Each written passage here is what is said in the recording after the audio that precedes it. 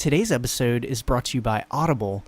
Get a free audiobook download and 30-day free trial at audibletrial.com/Hadoken debt. They have over 180,000 titles to choose from for your iPhone, Android, Kindle, or MP3 player. They have really good books like The Girl on the Train, The Hobbit, Divergent, Lean In, The Book Thief, Crush It, Why Now is the Time to Cash In on Your Passion. That's by one of my favorites, Gary Vaynerchuk. So it's all good. If you're driving to DC, you got a long commute to Pax River Base, you're jogging or running or exercising, whatever. If you just don't have time to read a book, then get the next best thing, audiobook. So check it out, audibletrial.com/Hadoken debt.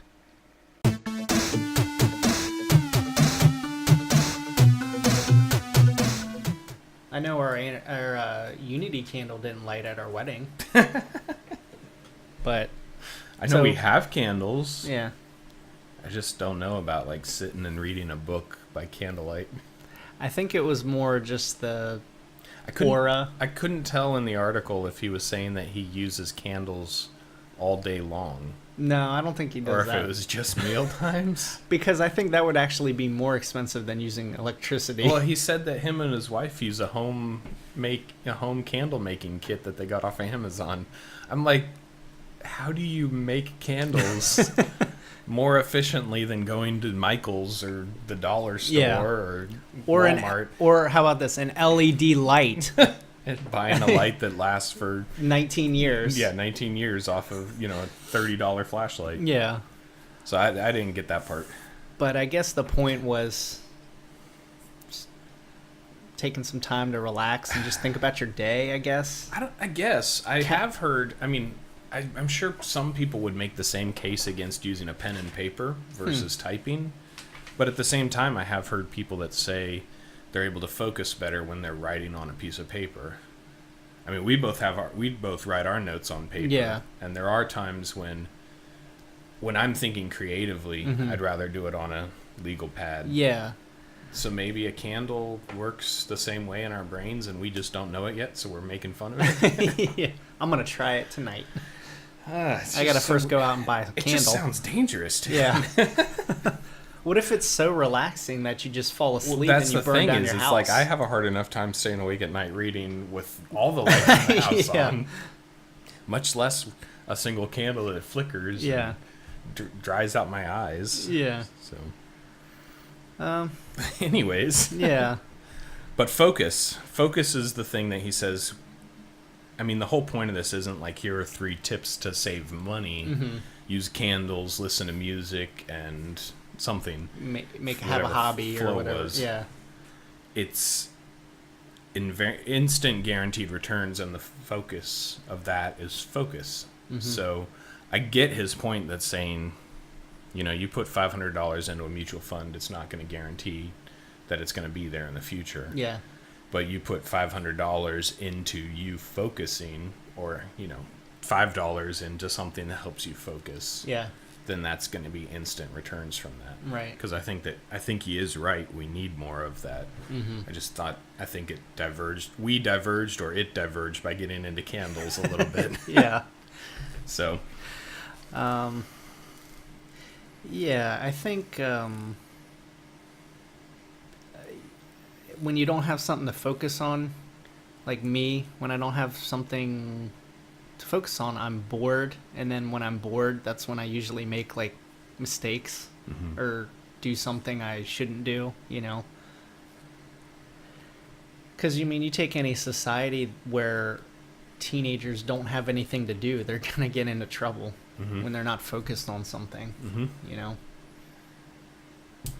Whereas if you're focused on something, if you're reading a book or even playing a game on your phone and actually focused on it and not tuning into it every 2 seconds while you're doing everything else, hours can pass. And you can enjoy something when you can focus on it. So I was convicted by this article. Just on that. I don't know why he put this down in the flow part, but he mentioned a 0 telephone day.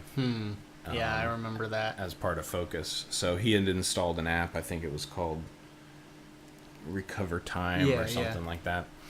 That had said that even he was using his cell phone 3 hours a day. Yeah. And he had, he'd already done certain things to make sure he wasn't using it. I saw that and I'm like, man, only 3 hours a day. Because I'm like, I have this in my hand, like, I'm afraid pretty much all day. I'm afraid to install that app because I think, well, I'm not staring at it all day, but the number of times that I check it, I'm just equal. like, that has got to total up to 50 minutes out of every hour, probably. And then plus, like, I'm afraid to put on my phone because it's not tracking my computer. Because I'm on the computer too. So, I mean, on Facebook or something. Yeah. So, it'd be even worse. For me, it would be the TV and phone time overlapping. How much of that? Don't you put the TV on in the background normally? It's not. Yeah, but I also look at my phone in the background. Okay. I wouldn't say that I'm actually focused on either of them. I do both of them with no attention. Yep, I don't whole-ass that at all. So. Something he talked about festivity, and I have a hard time with festivities, like celebrating things and people over and socialness. Yeah. I just feel like we celebrate too many things. That's just my personal thing, but I'm learning to celebrate stuff that's important to our family. You think America celebrates too many things? Yes. Like, for the stupidest things. I'm trying to think of an example.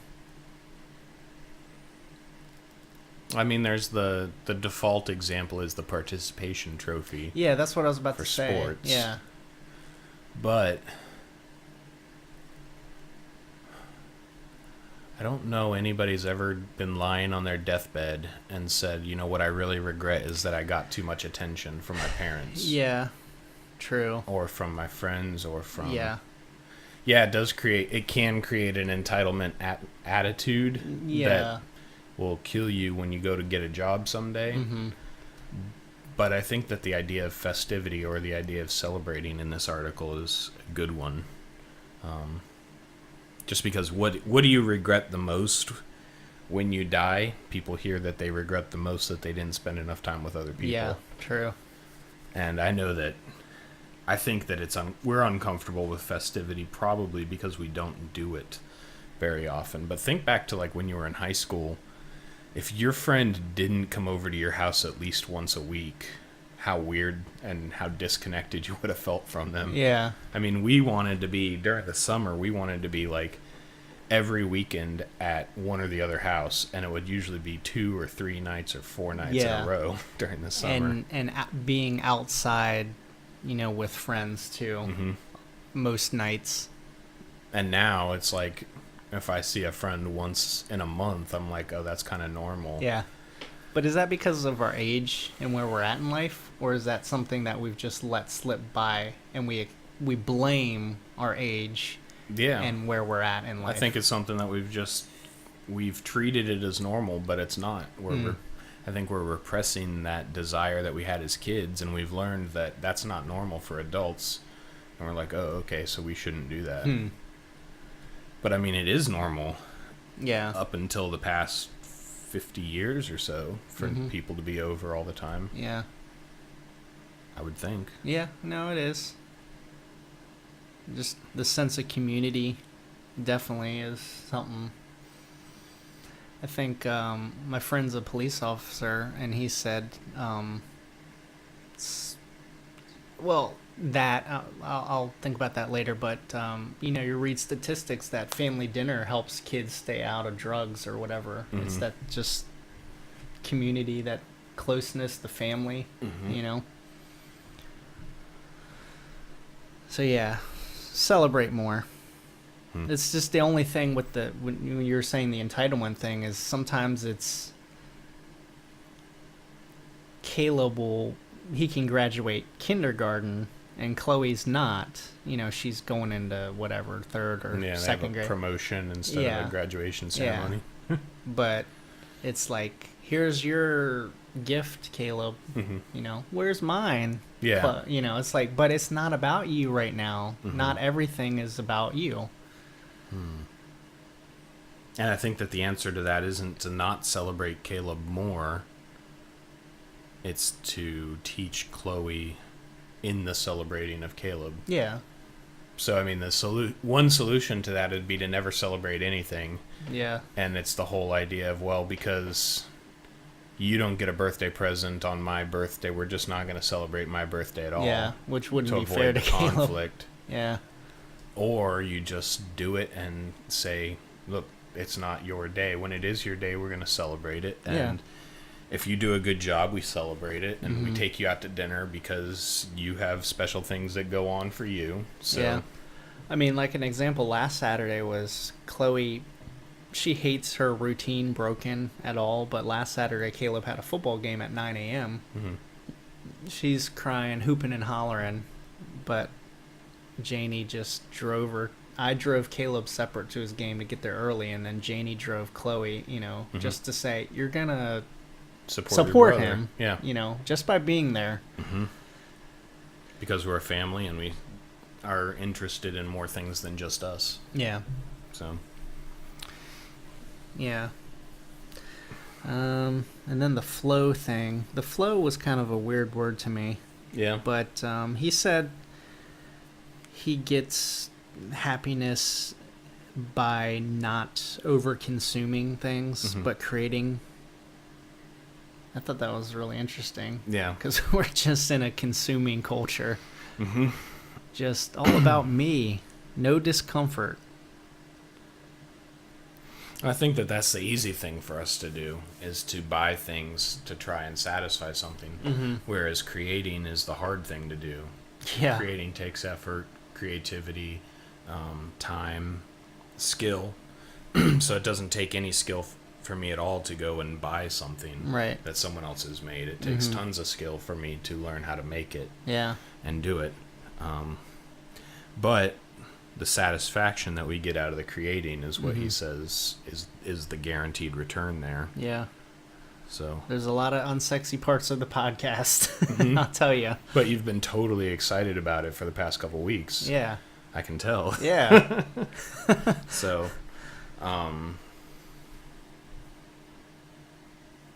yeah. And this is where he was talking about the phone app. Yeah. And Janie actually does this. She just uninstalls Facebook Friday night and then reinstalls it on Monday. She does that every weekend? Not every weekend, but maybe once a month at least. Oh, that's a really good idea. Yeah. I would just spend all of Monday catching up on I know. Well, I didn't use 15 hours during the weekend, but I'll use 15 hours on Monday to look up all this. Yeah. I mean, I like that idea. It appeals to me. Not enough to actually do anything about it, but but I mean, it sounds good. But he gets into then you get into the what if. Well, what if I didn't do this podcast? Right. What else better could I be doing? Like, how do you? I mean, because there's some stuff you can just enjoy, and it's okay to invest time in it. Yeah. It's like working out. How many hours do you work out a week? 20 maybe. Not as much as I'm on Facebook. But yeah, I'd say I'd probably spend about. I mean, for the past couple months, writing a daily blog post. Yeah. Add another hour into each day, kind of thing like that. So 5 days a week. Yeah. 5 sessions a week. Yeah. 15, 20, 25 hours a week that I'm thinking about and training.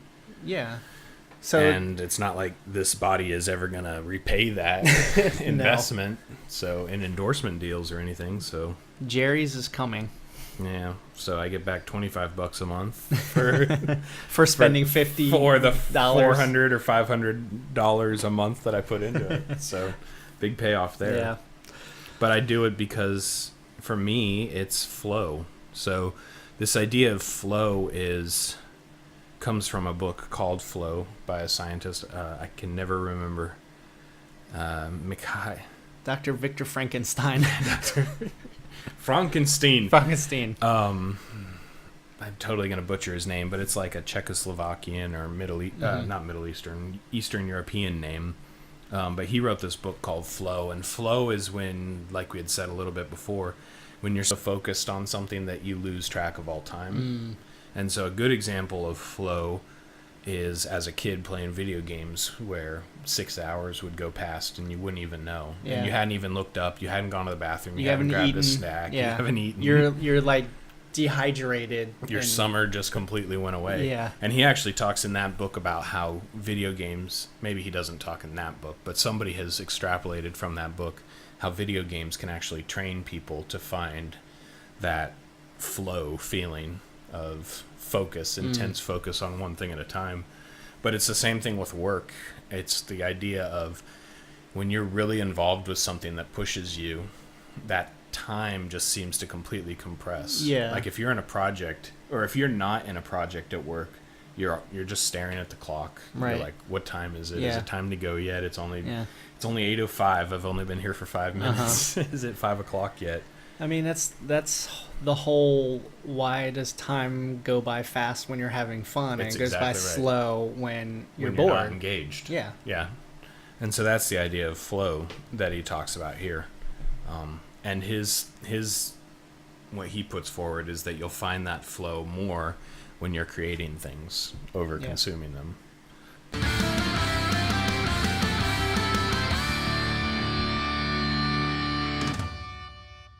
Hadoken!